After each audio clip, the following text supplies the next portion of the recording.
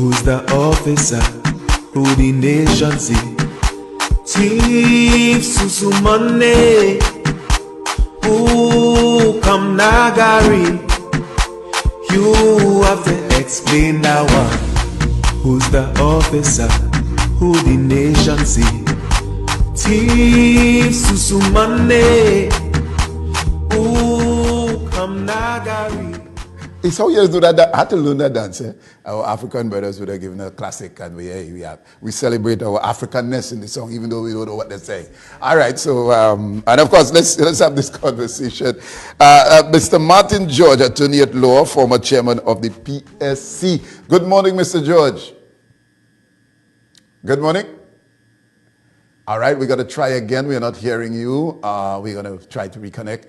Martin George, of course, he was former member of the PSC. All right, Mr. George, are you hearing me? Yes, I'm hearing you loud and clear, brother B. All right, you want to learn the African dance in that video, right? Yeah. Yes, Jerusalem, the Jerusalem dance. It's called the Jerusalem dance. Yes, that's the name of it, yes. Oh my God.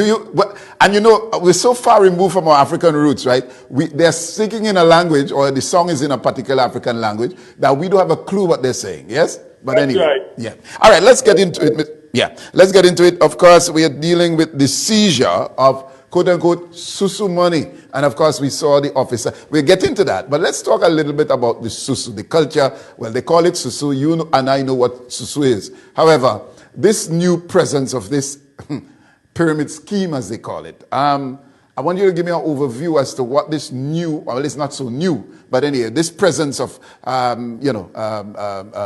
this banking system, let's call it that.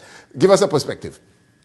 Well, the thing is, I'm not sure that if it's a pyramid scheme, which is also called a Ponzi scheme, then that's not really a banking system. Okay. It's a way for you to be able to lose money, and for the few who started it to enrich themselves. That's all it really is, because it's something that is always unsustainable, because what it requires is that more and more people keep coming in and paying in their monies. So the thing is, that's why they really describe it as a pyramid, because it's pyramidal in shape, in that you have a large mass of losers at the bottom who have paid their monies, and those at the top, they collect, and they eventually, get out of it and go their way. And the point is, you have this large mass of people, just like a pyramid, a large base of people who remain empty-handed. So that's how these Ponzi schemes always work. So that's not a banking system. And I think we really need to be clear to distinguish it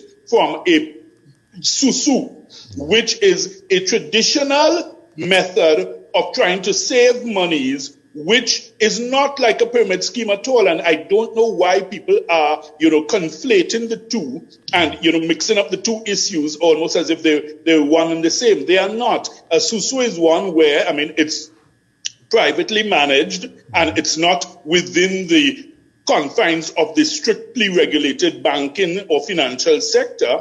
But the point is, it's based on honor and trust, and it's usually among friends or co-workers or persons who you're supposed to have that level of trust with, whereby each person commits to pay a certain amount. And then, of course, when your hand is drawn, when it comes around to you and your hand is drawn, then you are able to get the benefit of a lump sum of money. But then, of course, it requires your continued commitment to pay in your rest of payments to ensure that others will benefit similarly. Right now, the thing is, as I say, that is just based on honor and trust, and of course, that also has the ability to collapse. But the thing is, it's never of the scale or magnitude or grandeur of a pyramid scheme, because the pyramid scheme, they promise these unrealistic returns. If you understand, in a sou-sou, if a sou-sou runs properly, you don't make any money on your investment. Exactly. It's the same amount of money you invest that you get back as your hand once you pay all your payments. So it's a different thing. But the pyramid scheme promises you the sun, moon, and stars. They tell you, look, you could invest a grain of sand, and we will turn it into the sun, moon, and stars for you in, a few weeks. of course, people are All always right. attracted by the lure of quick money. All right, Mr. George, you have explained, and we understand the sou-sou system. It has been part of our culture from early days and so on. But I'm glad that you explain what this system, this scheme, or the pyramid scheme is. Unexpected grandeur, financial at the end of the day. Yeah. Does when you hear that, when you are listening to that, what shall one? Red flag goes up with me immediately because I'm not easily, and I use myself in many cases. Sometimes I shouldn't. But anyway, if somebody offers me a deal that doesn't connect. Because when I'm listening to the amount and I'm saying, how you just get this large amount with you making a small deposit? It does not make sense. Right. So so we got that clear. But let's go to a system. For example, we know Playway, right? 30 to 1. Way before Playway, I think it was more. So let's say you put in $1, you get, let's say you win, you get $30 on it. And so on. So is there, and Wayway is illegal, and then Manning came and made Playway legal, which is the same system.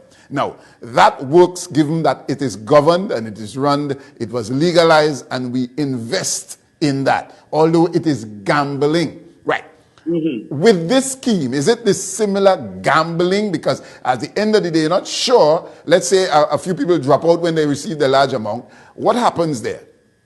Well, the thing is, I mean, it's a gamble in a sense that you basically throwing away money, and you're hoping, that you are able somehow by some miracle to get more than what you threw away in a short space of time. It's like, think of it gonna be. It's like you have to stand in one spot, and they tell you, look, throw 1,000 $1 bills up into the air, and don't worry, in 10 minutes we're going to drop down 10,000 $1 bills, and you stand up there and see how many you could catch. I mean, you will never get back what you put in. Okay. So the thing is, it's always that kind of risk. So that is different from an organized gambling system. And the point is, the illegal way that, you mentioned, that is an organized gambling system. Exactly. It's just that the government has outlawed it. Yes. But the point is, they are very organized, and they, used to make sure that they pay people when they win, etc. All right. The government then hijacked the system and decided, look, hey, we want to control this entire thing because we think too much money is being passed outside of the government regulated system, and the government put in place their own Playway system, but that's the only difference. And of course, the government's odds are a little bit lower than what is paid outside. Good. But the point is, those are organized gambling systems, whereby that, look, okay, these are your odds. Who can tell you what the odds are in any of these pyramid schemes? All right, let me ask. Who can tell you the odds? Because the point is, you're talking ridiculously slim odds. Yes. All right, let's go to the incident in La Horquetta. $21 million, which we're dealing now with this. Well, this bus. The latest supposed news says 92 million. I'm coming to that because we heard 21 and then 90. But let's go to the bust. Now, legal, and I want you to tell me as an attorney, and then we come into the whole question of your role as former PSC chairman. How much money are you legally supposed to have in your possession, in your private space? How much are you allowed legally to have? Well, all right, okay. Under the Proceeds of Crime Act, there is a threshold maximum, of $20,000, which you can have that you don't need to account for. Okay, right. So that's the threshold maximum under the law in the Proceeds of Crime Act. Now, you can have any amount of money in your possession once it can be legally accounted for. All right. So the idea of the legislation was to try to cut out any, acts of money laundering or hoarding dirty money, that kind of thing. So that was the idea that, look, okay, if you cannot properly account for these monies in excess of $20,000 cash, then we are entitled to seize it and detain it unless and until you can provide some kind of proper explanation as to how you came by this money. And, you know, in that regard, Brother B, I want people to remember it was last year, I think, yes, when under the same leadership we have in the police service, there was a raid on a house in St. Clair, yes, where in that individual's home, they said they found $10 million cash. and then it was more. They seized and promptly returned, if you recall. Yeah. All right.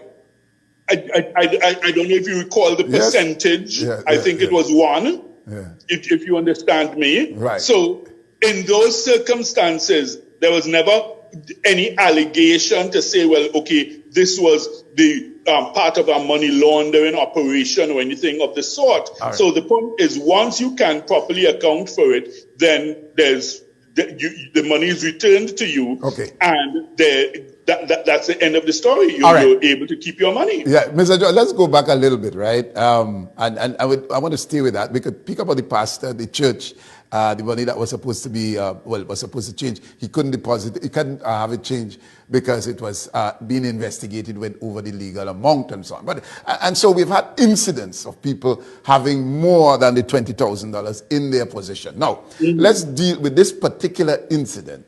So the 21 million, so said, and then we hear 91 million was seized. And they said initially, and then they've now said 92. Right, okay. And so this money was taken and was supposed to be investigated to find out whether it was laundry money or whatever the case may be. And lo and behold, before the sun set, we heard that the money was returned unknown to the Commissioner of Police, Mr. Mo. Well, you see, Brother B, the thing is, I'll tell you, we have to always be careful in terms of how we just accept what is put out there, because the multitude of different stories you've heard coming out of the TTPS itself, it really stretches the bounds of credibility in that first you heard talk about, okay, well, it was an illegal pyramid scheme. Then you heard them say that the money may have been counterfeited, right? Then now you heard that the money was given back. Then you heard the commissioner say that he was unaware and he's launching an investigation.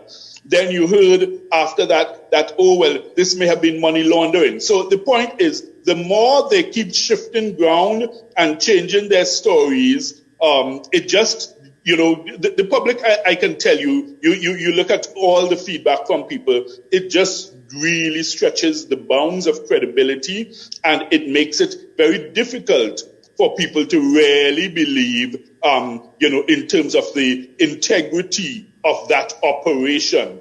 And, you know, that makes it worse when you had a look at that video where you saw the officers themselves, wherever they're from, they were part of the operation. So as far as members of the public are concerned, listen, don't be trying to disaggregate and saying, well, this one is Army, this one is Defense Force, this one. No. The point is, you're in charge of the entire operation. Yes. All of them are under your command, under your control. You need to take responsibility for the actions of these officers. All right, Mr. George, that's the bottom line. Stay there. We are going to, when we come back, we continue that part of the story where who got the hand in the cookie jar, and it's not me, it's a police, not me, it's a soldier. We'll come back and we'll continue that part of the conversation. See you then.